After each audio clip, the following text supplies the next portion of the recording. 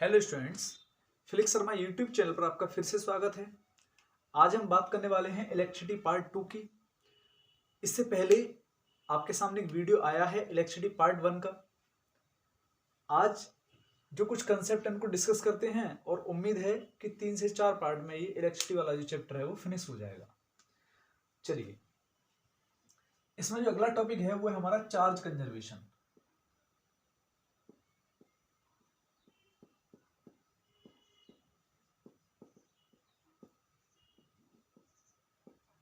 Charge conservation क्या होता है? जैसे आपने पढ़ा होगा मास कंजर्वेशन।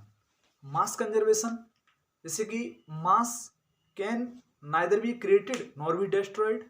मास जो होता है ना तो उत्पन्न किया जा सकता है और ना ही नष्ट किया जा सकता है, केवल एक फॉर्म से दूसरी फॉर्म में बदला जा सकता है। इसी तरीके से चार्ज कंजर्वेशन है, charge can neither be created nor be destroyed।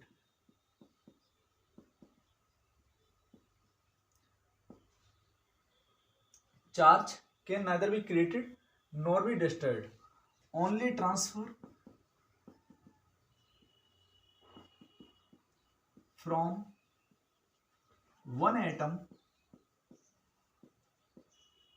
To another. Charge ना तो उत्पन्न किया जा सकता है और ना ही नष्ट किया जा सकता है, केवल यह एक फॉर्म से एक एटम से दूसरे एटम पर ट्रांसफर किया जा सकता है। यही है आपका चार्ज कंजर्वेशन लॉ। आगे हम बात करेंगे कंडक्टर की।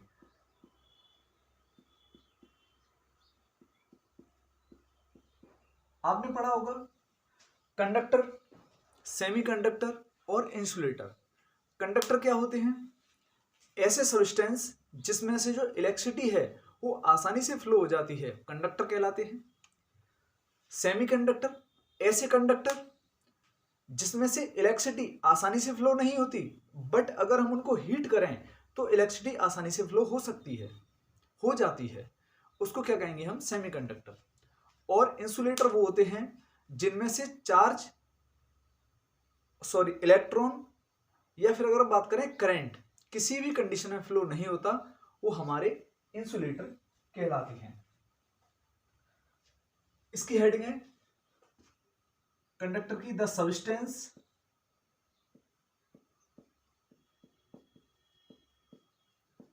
बाय विच इलेक्ट्रिसिटी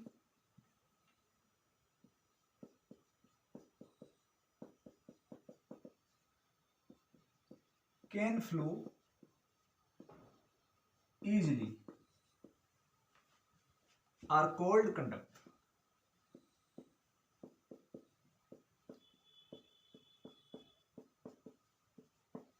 ऐसे सब्सटेंस जिनमें से जो इलेक्ट्रिसिटी है वो आसानी से फ्लो हो सकती है, क्या कहलाएंगे? कंडक्टर कहलाएंगे। एग्जांपल में अगर आप देखोगे तो आयरन है, सिल्वर है, कॉपर है, मीन्स जितने भी मेटल्स होती हैं वो सब क्या कहलाती हैं? आपकी कंडक्टर ही कहलाती हैं। अगला है आपका insulator. Insulator the substance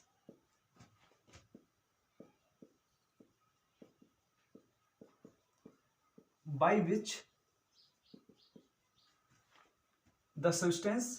which electricity can't flow। ऐसे सब्सटेंस जिनमें से इलेक्ट्रिसिटी फ्लो होती ही नहीं, क्या कहलाएंगे? आपके इंसुलेटर कहलाएंगे। जैसे एग्जांपल में ड्राई वुड, सूखी लकड़ी, प्लास्टिक और गिलास,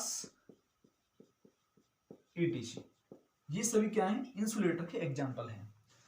कंडक्टर वो होगा जिसमें से करंट आसानी से फ्लो हो जाएगा। सेमीकंडक्टर मैंने लिखाया नहीं, बट आप समझ सकते हैं सेमीकंडक्टर वो होते हैं जिनको अगर हम हीट करें तो उनमें से इलेक्ट्रॉन ट्रांसफर हो जाते हैं।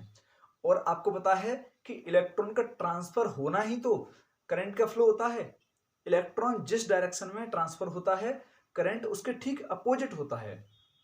Insulator, the substance by which electricity can't flow. ऐसे सब्सटेंस जिनमें से इलेक्ट्रिसिटी फ्लो हो ही नहीं सकती, मीन्स उसमें से अगर इलेक्ट्रॉन जाएगा ही नहीं तो करंट भी फ्लो नहीं होगा। करंट फ्लो नहीं होगा तो उसको करंट को ही तो इलेक्ट्रिसिटी बोलते हैं। तो इसका मतलब वो क्या कहलाएगा? इंसुलेटर कहलाएगा। उसके एग्जाम्पल क्या है? ड्राई वुड, प्लास्टिक और ग्लास। बहुत सारे एग्जाम्पल हो सकते हैं, आप नोट कीजिए इसको या फिर आप स्क्रीनशॉट ले सकते हैं।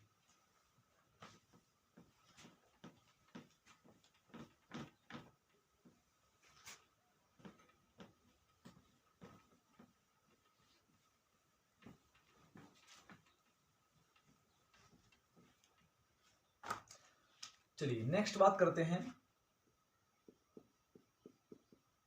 इलेक्ट्रिक कंपोनेंट एंड देयर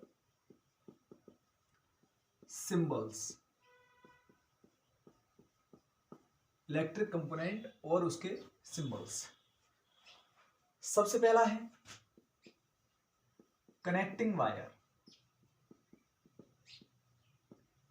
जिसे हम सिंपली वायर भी कह सकते हैं। इसका जो सिंबल है वो ये है, कोई वायर है, इसको हम बोलते हैं कनेक्टिंग वायर। आपका दूसरा है रेजिस्टेंस।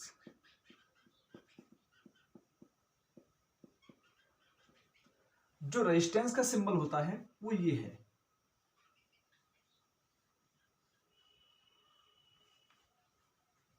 अगला बात करें अगर हम, तो तीसरा है हमारा सेल। सेल का जो सिंबल है वो इस तरीके से रहता है, ये प्लस और ये माइनस। देखो बहुत सारे सेल जब मिल जाते हैं तो एक बैटरी का फॉर्मेशन होता है, तो यहां पर बैटरी का जो सिंबल होगा वो सेल के जैसा ही होगा।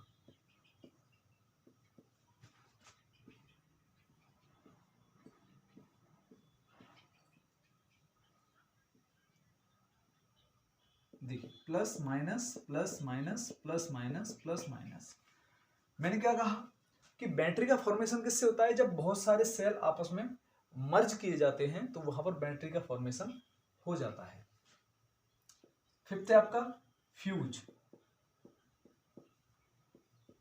फ्यूज एक ऐसी डिवाइस है जो मेन वायर होता है उसके सबसे पहले वहीं पर लगा दिया जाता है, क्योंकि जब ज्यादा करंट आता है तो ये पिघल जाता है और आगे की लाइन जो होती है वो ब्रेक हो जाती है।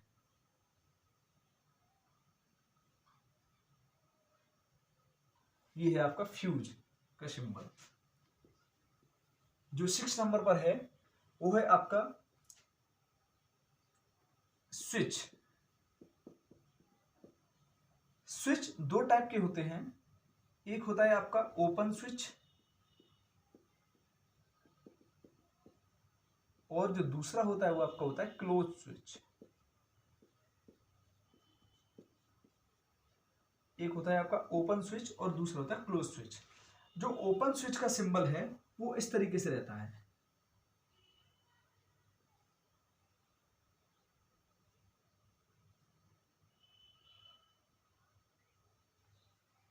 या फिर इसका एक दूसरा सिंबल भी होता है, वो इस तरीके से रहता है। चाहे आप इसको मान लो चाहे आप इसको मान लो। अगर हम क्लोज स्विच की बात करेंगे तो क्लोज स्विच में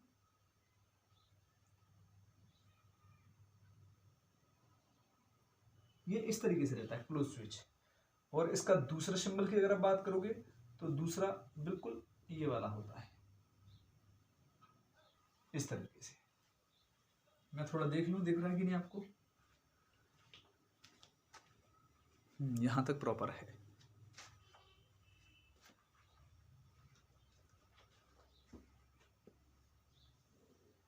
अगला है आपका इलेक्ट्रिक बल्ब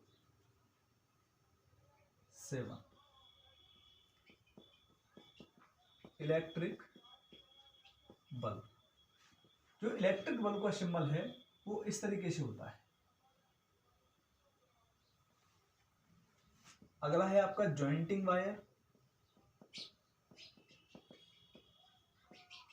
अगर आप दो वायर आपस में ज्वाइंट कर रहे हैं तो आप इस तरीके से ज्वाइंट को दिखाएंगे और यहाँ पर इसको थोड़ा सा दिखाएंगे कि यहाँ पर हमने जॉइंट किया हुआ है, ये जॉइंट का निशान है। 9 अगला है आपका crossing wire.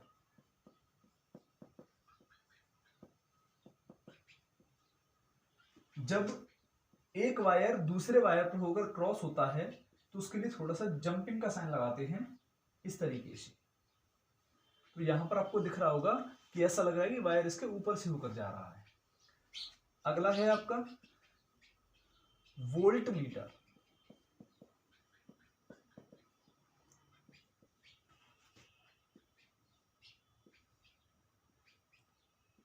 We for voltmeter या फिर वी फॉर वोल्टेज कह सकते हैं आप। अगला है आपका अमीटर।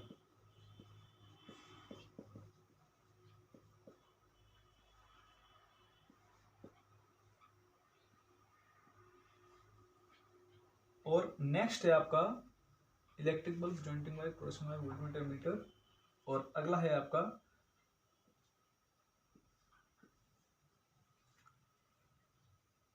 एसी।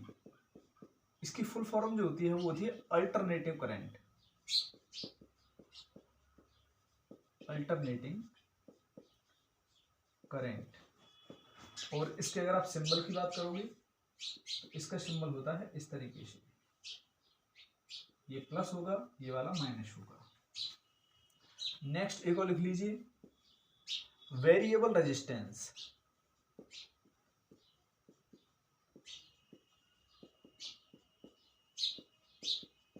वेरिएबल रेजिस्टेंस, इसका सिंबल आपका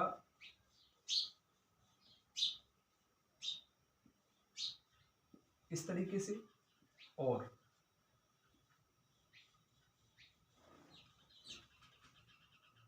ये भी इसका सिंबल है।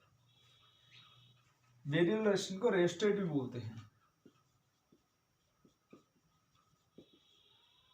इसका जो दूसरा नाम है वो रेजिस्टेंस भी है। ये आपके सिंबल हो गए, सॉरी, जिसमें कनेक्टिंग वायर सीधा सीधा वायर है, रेजिस्टेंस ये सिंबल रहता है रेजिस्टेंस का, सेल प्लस और माइनस, सेल के आपने देखा होगा सेल में एक प्लस होता है एक माइनस होता है, बैटरी बहुत सारे सेल मिलकर बैटरी का फॉर्मेशन करते हैं, फ्यूज, फ्यूज का ये सिंबल रहता है, स्विच, स्विच दो टाइप के होते हैं, एक ओपन स्विच होता है, क्लोज स्विच होता है। ओपन स्विच का ये भी सिंबल है और ये भी सिंबल है, क्लोज स्विच का ये भी सिंबल है और ये भी सिंबल है।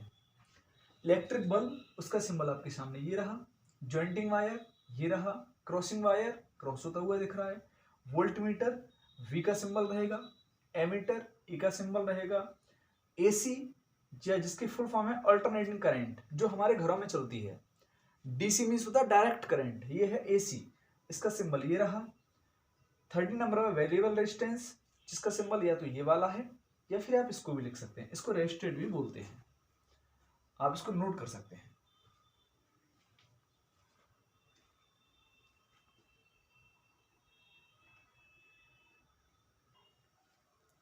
चलिए आगे बढ़ते हैं। अगला है आपका इलेक्ट्रिक पोटेंशियल। अगली हेडिंग है electric potential.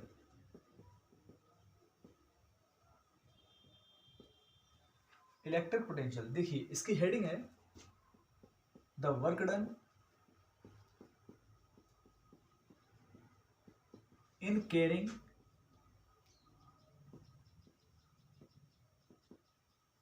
a unit positive charge, unit positive charge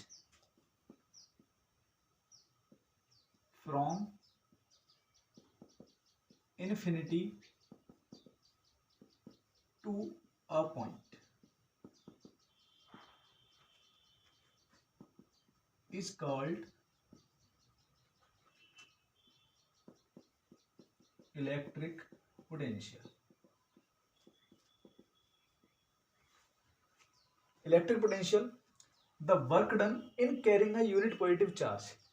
कोई एक पॉजिटिव चार्ज है, मान लीजिए ये है इनफाइनाइट, अनंत, पता नहीं कहां पर है ये। वहां से मैं किसी एक यूनिट पॉजिटिव चार्ज को किसी एक फिक्स पॉइंट पर लेकर आता हूं। इनफाइनाइट अनंत से किसी यूनिट पॉजिटिव चार्ज को किसी पॉइंट पर लाने में जो मेरे द्वारा वर्क किया गया है वही मेरा क्या कहलाएगा, इलेक्ट्रिक पोटेंशियल कहलाएगा। मैं एक बार दोबारा से रिपीट कर रहा हूं। मान लीजिए कोई चार्ज है जो कि कहां पर है, इनफाइनाइट पर है। मैं वहां से उस यूनिट पॉजिटिव चार्ज को उठाकर किसी एक पॉइंट पर लाने में जो वर्क करता हूं वही मेरा क्या कहलाता है, इलेक्ट्रिक पोटेंशियल कहलाता है। यहां आगे लिखूंगा, it is denoted by capital B and it's SI unit is volt. मैंने इससे पिछली वीडियो में बताया था कि जब किसी साइंटिस्ट के नेम को पूरा लिखते हैं तो सारे लेटर स्मॉल होते हैं, लेकिन यदि केवल उसके फर्स्ट लेटर से डिनोट कर रहे हैं तो उसका जो फर्स्ट लेटर होगा वो आपका कैपिटल ही रहेगा। ठीक है, चलिए अब बात करते हैं पोटेंशियल डिफरेंस की।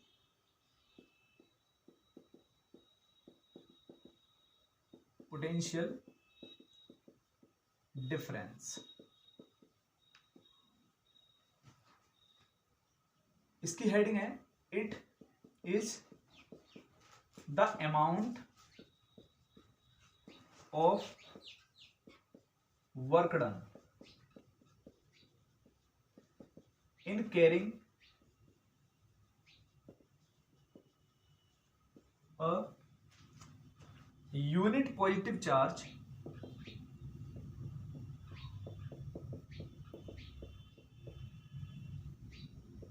from one point to another or other। Potential difference क्या है? अब देखो, डिफरेंस तो दो जगहों का हो सकता है। मान लीजिए ये पॉइंट ए है आपका और ये पॉइंट आपका बी है। यहां पर कोई यूनिट पॉजिटिव चार्ज है Q प्लस। मान लीजिए इसको मैं यहां से और इस बी पॉइंट तक लेकर जाता हूं, तो इस डेफिनेशन में यही तो कहा गया है, it is the amount of work done in carrying. यह जो अमाउंट है वो वर्क डन का है इन कैरिंग, ले जाने में, अ यूनिट पॉजिटिव चार्ज, एक यूनिट पॉजिटिव चार्ज को from one point two other. जब मैं किसी यूनिट पॉजिटिव चार्ज को एक पॉइंट से दूसरे पॉइंट तक लेकर जा रहा हूं तो वहां तक ले जाने में जो मैं कार्य कर रहा हूं उसी का अमाउंट क्या कहलाएगा, आपका पोटेंशियल डिफरेंस कहलाएगा। पोटेंशियल डिफरेंस कहलाएगा, ठीक है ना। इसकी भी यूनिट वगैरह सब वही है। It is denoted by capital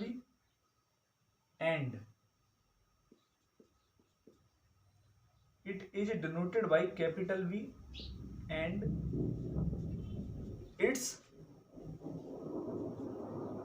SI unit is volt. इसकी SI यूनिट क्या है, वोल्ट है। आगे देखिए,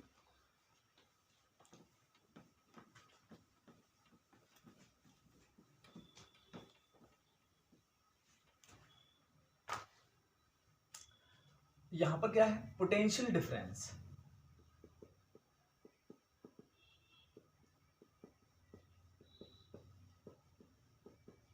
इक्वल टू वर्क डन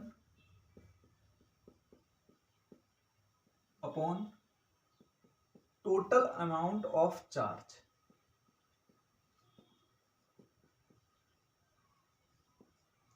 इसको आप शॉर्ट में ऐसे भी लिख सकते हैं, V equal to W upon Q। यहां पर एक इंपोर्टेंट पॉइंट मैं आपको लिखा रहा हूं, वो ये है कि जो पोटेंशियल डिफरेंस है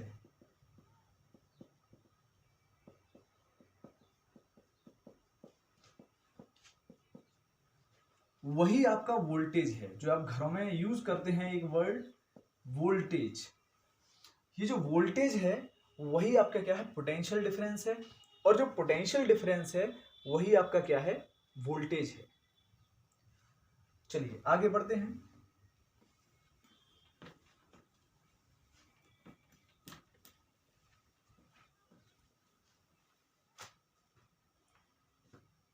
नेक्स्ट हेडिंग है वोल्ट मीटर।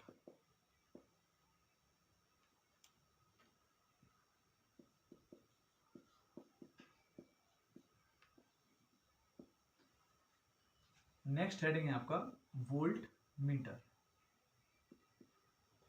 इसकी हेडिंग देखिए, it is an instrument,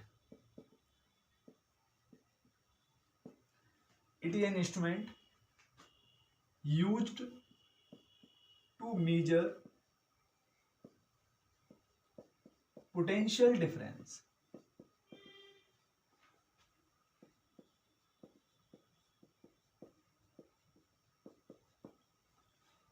voltmeter क्या होता है, यह एक इंस्ट्रूमेंट है जिसकी सहायता से हम किसको माप सकते हैं, पोटेंशियल डिफरेंस को माप सकते हैं। इसका यह सिंबल की बात करोगे तो मैंने अभी पहले थोड़ी देर पहले लिखाया हुआ है, आप फिर से देख सकते हैं। ये है वोल्टमीटर का सिंबल। नेक्स्ट हेडिंग है इसी की, property of voltmeter.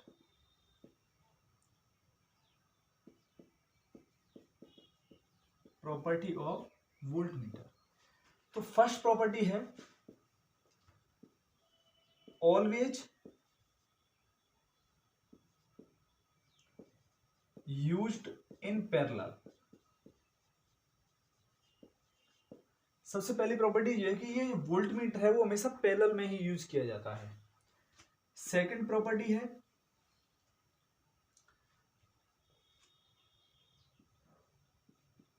It has negligible current. जो करंट होता है वो ना के बराबर होता है। और आपकी जो थर्ड प्रॉपर्टी है वो ये है, इट हैज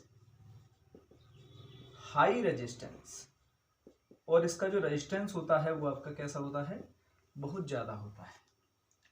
वोल्टमीटर एक ऐसा इंस्ट्रूमेंट है जिसके द्वारा हम पोटेंशियल डिफरेंस को मेजर कर सकते हैं। वोल्टमीटर का सिंबल आपका ये रहा। वोल्टमीटर की जो प्रॉपर्टी होगी वो प्रॉपर्टी है कि वोल्टमीटर को ऑलवेज आप पैरेलल में ही यूज करोगे। इसका जो ये जो करंट कंज्यूम करता है अपने अंदर वो ना के बराबर करंट कंज्यूम करता है, लेकिन इसका जो रेजिस्टेंस होता है वो सबसे ज्यादा हाई होता है। आप इसको नोट कर सकते हैं।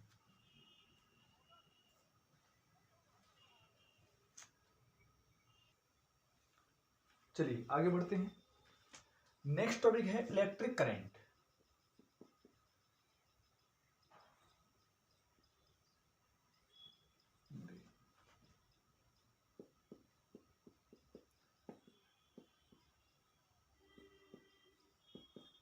Electric current.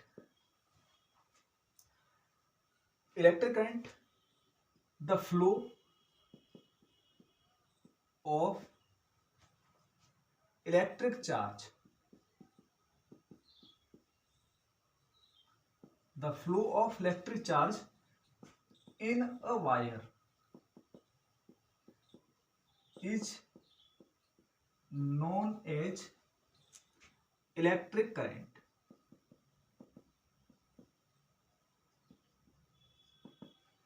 किसी भी वायर में जो चार्ज फ्लो होता है वही हमारा क्या कहलाता है, इलेक्ट्रिक करंट कहलाता है।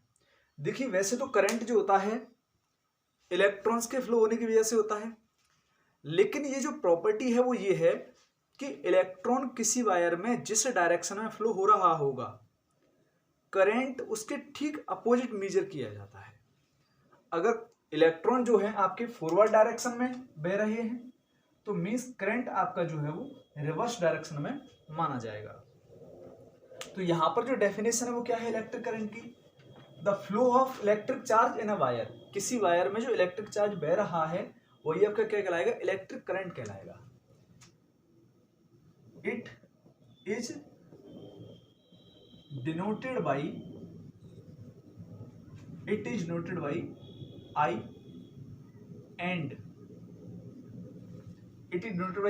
and its SI unit is ampere. अगर आप एम्पियर न लिखना चाहें तो आप इसकी जगह पर कैपिटल ए भी लिख सकते हैं। Electric current, the flow of electric charge in a wire is known as electric current. It is denoted by I, current को आई से शो कराते हैं। इसकी एसआई यूनिट एम्पियर होती है, जिसको हम कैपिटल ए से भी शो करा सकते हैं। देखिए, यदि हम टाइम के रेस्पेक्ट में देखें कि कितने समय में कितना चार्ज फ्लो हो गया, तो वहां पर इलेक्ट्रॉन करंट निकालने के लिए हम यूज करेंगे I equal to Q upon T. I यहां पर क्या है? करंट है। क्यू यहां पर क्या है? अमाउंट ऑफ चार्ज है।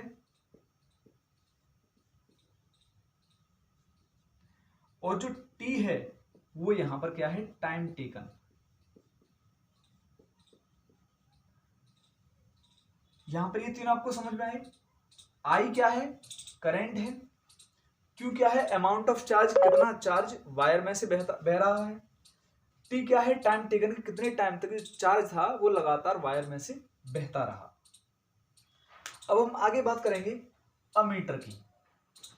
मैं इसको मिटा रहा हूं। नेक्स्ट हेडिंग है अमीटर। इसकी हेडिंग है it is an instrument used to measure electric current.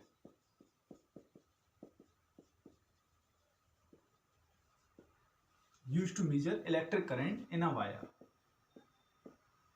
किसी वायर में यदि हमें यह पता लगाना है कि इसमें कितना करंट फ्लो हो रहा है, तो उसके लिए हम एमीटर का यूज करते हैं। सिंबल मैंने थोड़ी देर पहले आपको दिखाया था, एक बार और फिर से बता रहा हूं। इसका जो सिंबल है वो आपका ये रहा।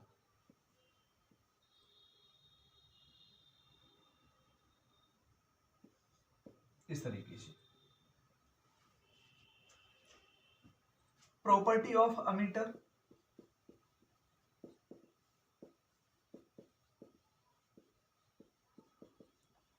अमीटर की प्रॉपर्टी क्या है? फर्स्ट प्रॉपर्टी है ऑलवेज कनेक्टेड इन सीरीज। यदि आपको सीरीज और पैरेलल में डिफरेंस समझ में नहीं आता है तो आगे मैं आपको सीरीज और पैरेलल का पूरा कंसेप्ट बताऊंगा, आप वहां पर समझ पाएंगे। जो अमीटर है वो हमेशा किसमें कनेक्ट किया जाता है? सीरीज में। सेकंड जो है, it has very low resistance. और इसका जो रेजिस्टेंस होता है वो क्या होता है? बहुत ही ज्यादा कम होता है।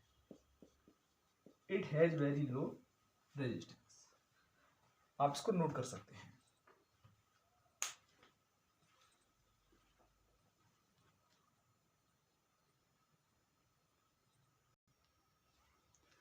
आगे बढ़ते हैं।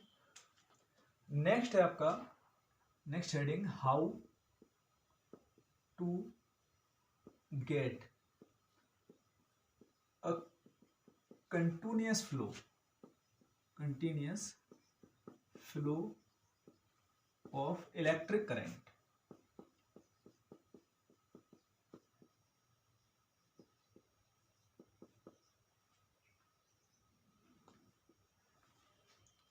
नेक्स्ट हेडिंग है आपकी how to get a continuous flow of electric current. Electric current का जो कंटिन्यूस फ्लो है वो हम कैसे पता करें या कैसे बनाए रखें। देखिए, हम जानते हैं कि जो बैटरी होती हैं उनमें केमिकल रिएक्शंस होती हैं, और वो केमिकल रिएक्शंस की वजह से जो पोटेंशियल डिफरेंस है वो उनके जो नोड होते हैं, टर्मिनल्स होते हैं, उनके बीच में क्या रहता है? मेंटेन रखा जाता है। जब भी हम क्या करें, कि हम यदि किसी भी कंडक्टर को उन टर्मिनल के बीच में लेकर आए, यदि किसी कंडक्टर को उन टर्मिनल के बीच में लेकर आए तो क्या होगा कि जो बैटरी की केमिकल एनर्जी है वो इलेक्ट्रिकल एनर्जी में कन्वर्ट हो जाएगी और कन्वर्ट होकर इलेक्ट्रिक करंट फ्लो होगा, जिसकी वजह से जो पोटेंशियल डिफरेंस है वो मेंटेन बना रहेगा। जैसे देखिए, we know that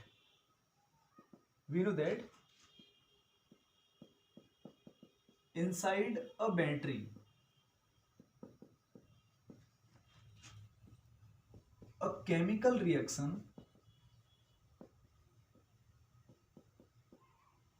take place।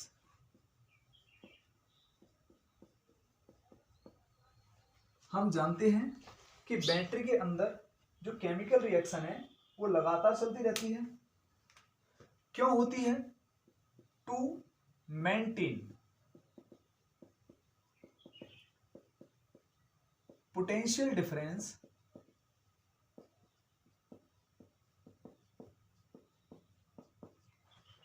Between its terminal. Battery के अंदर जो केमिकल रिएक्शन होती है वो लगातार चलती रहती है ताकि वो जो बैटरी के टर्मिनल्स हैं उनके बीच में पोटेंशियल डिफरेंस को मेंटेन रख सके। This potential difference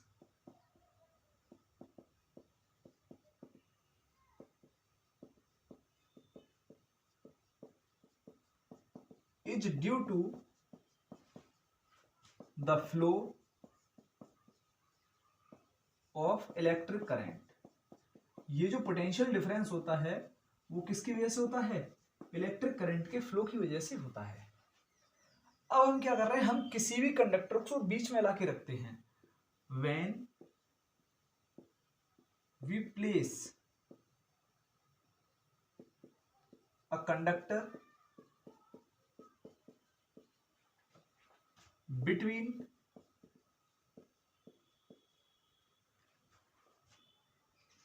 battery's terminal,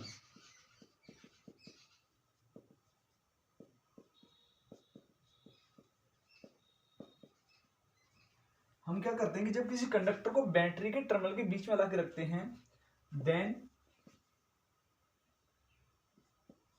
the chemical energy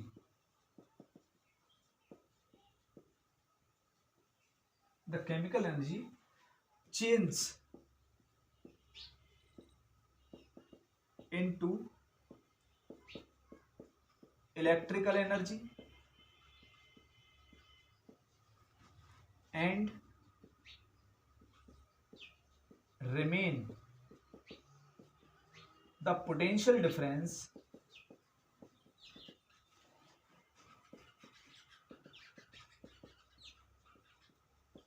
constant।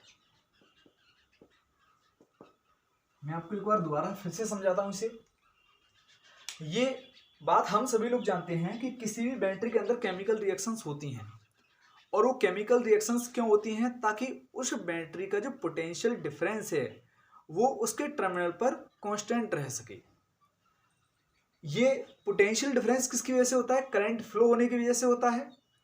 जब भी हम किसी कंडक्टर को बैटरी के टर्मिनल के बीच में लाकर रखते हैं तो जो बैटरी की केमिकल एनर्जी है वो चेंज होना शुरू कर देती है इलेक्ट्रिकल एनर्जी में, जिसकी वजह से क्या होता है कि करंट फ्लो होना शुरू हो जाता है और ये पोटेंशियल डिफरेंस है वो उसका कांस्टेंट बना रहता है। आप इसको नोट कर सकते हैं।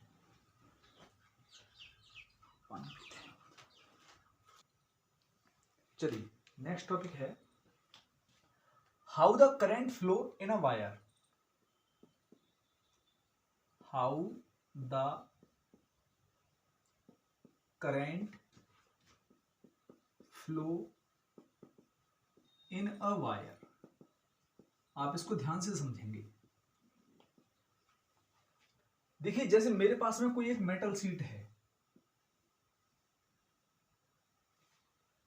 ये मेटल शीट है, मान लीजिए किसी की मेटल शीट XYZ, हमें इससे कोई फर्क नहीं पड़ता। हम जानते हैं कि जो इलेक्ट्रॉन फ्लो होते हैं वो करंट फ्लो होता है वो किसकी वजह से होता है? फ्री इलेक्ट्रॉन्स की वजह से। तो अगर इसमें फ्री इलेक्ट्रॉन होंगे तो करंट फ्लो होगा, अदरवाइज करंट फ्लो नहीं होगा। मैंने यहाँ पर ये इलेक्ट्रॉन बनाया, इसकी डायरेक्शन ऊपर की तरफ है। यहाँ इलेक्ट्रॉन बनाया इसकी इस साइड में, यहाँ इलेक्ट्रॉन बनाया इसकी इस साइड में है। ये रहा इलेक्ट्रॉन, ये रहा इलेक्ट्रॉन, ये रहा इलेक्ट्रॉन, यहाँ पर ये रहा इलेक्ट्रॉन, यहाँ पर ये रहा इलेक्ट्रॉन सॉरी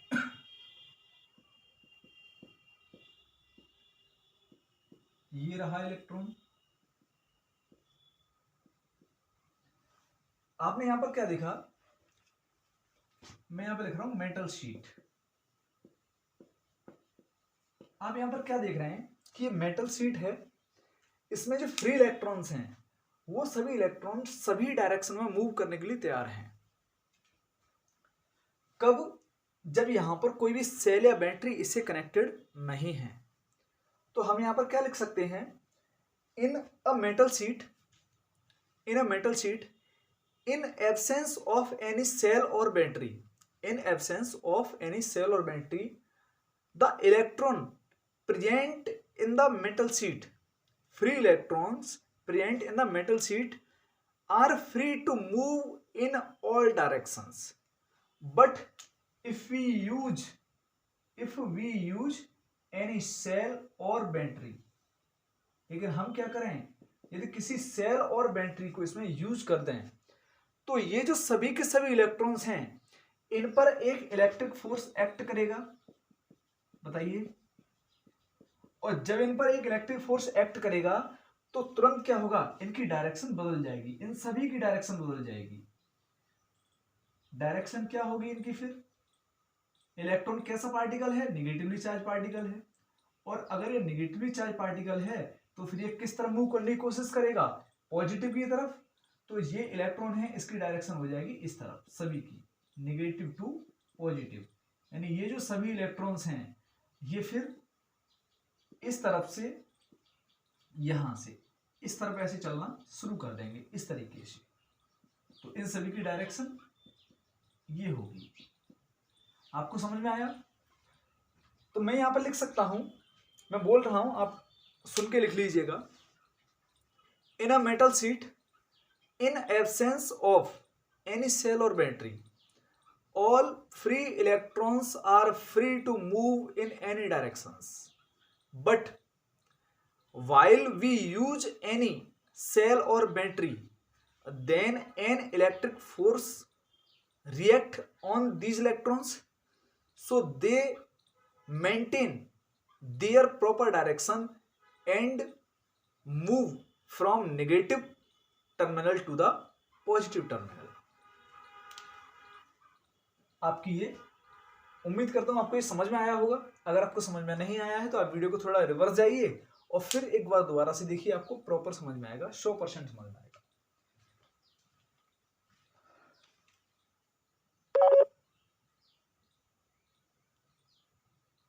आगे देखिए, नेक्स्ट हेडिंग है electric circuit.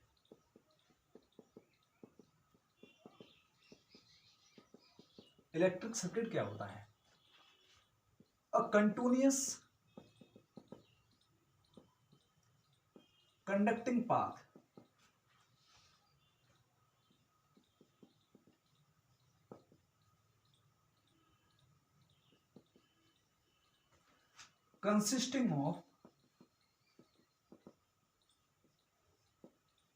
consisting of resistance, switches, conducting wire,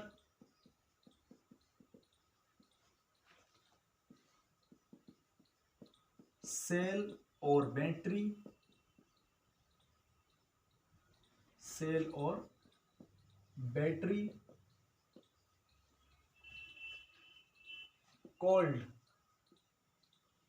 electric circuit.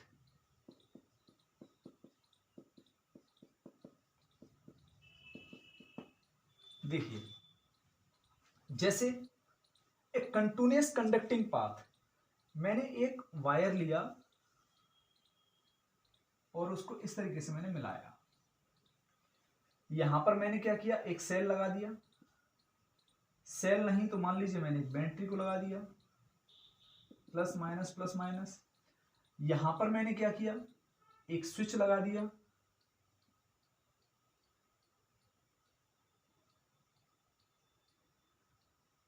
इस जगह पर मैंने एक बल्ब लगा दिया,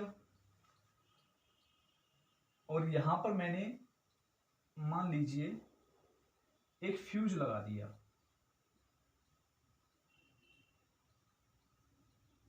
यही है आपका इलेक्ट्रिक सर्किट। क्या है ये? Electric circuit. आप इसको नोट कर सकते हैं।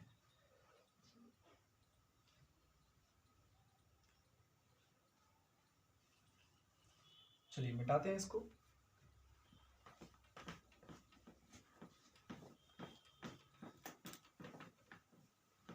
नेक्स्ट है आपका circuit diagram.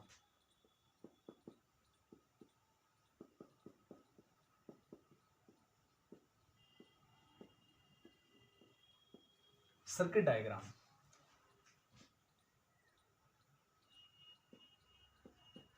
it so that how different component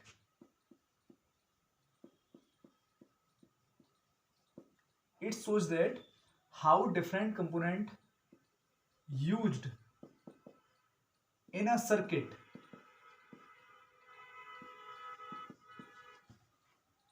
how different component used in a circuit by their symbols।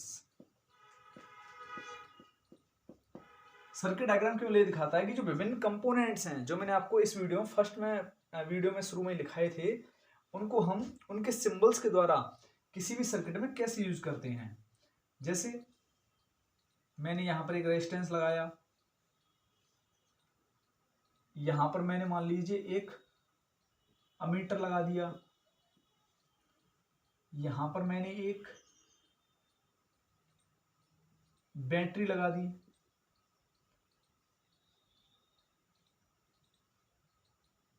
यहां पर मैंने एक फ्यूज लगा दिया, यहां पर मैं एक स्विच लगा रहा हूं। तो ये जो सिंबल्स हैं, इनको कैसे दिखाया जाना चाहिए किसी भी सर्किट में, वही कह रहा था आपका सर्किट डायग्राम। अगर ये सिंबल है और अगर कोई स्टूडेंट जानता है कि हाँ किसको क्या बोलते हैं, तुरंत समझ जाएगा कि ये एमीटर लगा हुआ है जो कि ऑलवेज सीरीज में ही लगता है, और ये बैटरी है, ये फ्यूज है, ये आपका क्लोइड स्विच है, और ये आपका रेजिस्टेंस है। स्टूडेंट्स, आज का हमारा टॉपिक यहीं तक है। अगले वीडियो में फिर से मिलते हैं। अगर आपको ये वीडियो पसंद आए, ये लेक्चर पसंद आए, अगर आपको लगता है कि आपके लिए काफ़ी यूजफुल है, तो आप मेरे चैनल को सब्सक्राइब करें, मेरी वीडियो को लाइक करें, कमेंट करें और शेयर भी करें। Thank you.